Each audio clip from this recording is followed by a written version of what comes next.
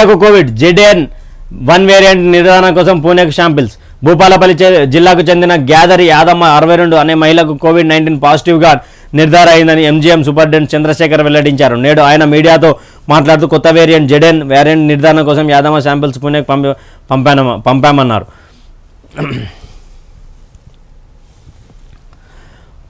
భూపాలపల్లి జిల్లాకు చెందిన గ్యాదరి యాదమ్మ 62 అనే మహిళకు కోవిడ్-19 పాజిటివ్గా నిర్ధారణ అయిందని MGM సూపరింటెండెంట్ చంద్రశేఖర్ వెల్లడించారు. నేడు ఆయన మీడియాతో మాట్లాడుతూ కొత్త JN.1 వేరియంట్ నిర్ధారణ కోసం యాదమ్మ శాంపిల్స్ పూణేకు పంపామన్నారు. MGMలో 50 పడకలు సిద్ధం చేశామన్నారు. ఈ వేరియంట్ చాలా ప్రమాదకరమని తెలుస్తుందని చంద్రశేఖర్ కోవిడ్ కిట్లు సిద్ధం చేస్తున్నామన్నారు. WHO సూచన ప్రకారం అంతా అప్రమత్తంగా ఉన్నామన్నారు. ప్రజలు ఆందోళన చెందవద్దని అన్ని జాగ్రత్తలు తీసుకుంటున్నామని ప్రజలు గుంపులుగా వెళ్ళవద్దని మాస్కులు తప్పకుండా వాడాలని చంద్రశేఖర్ సూచించారు. దయచేసి ఇంతసేపు 14 నెలల పాపకు కొత్త వేరియంట్ వచ్చిందంట. అదేవిధంగా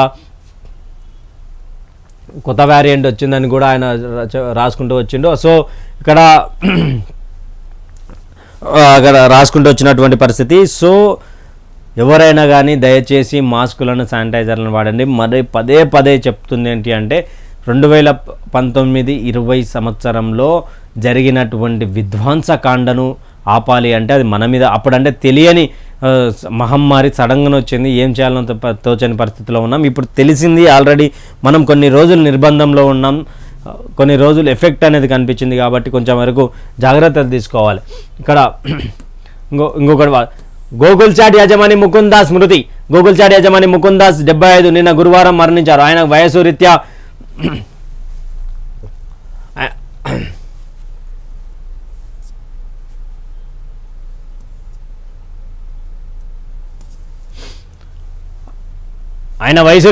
వచ్చిన కొన్ని సమస్యలతో బాధపడుతూ మరణించారని కుమారుడు అనారోగ్యం.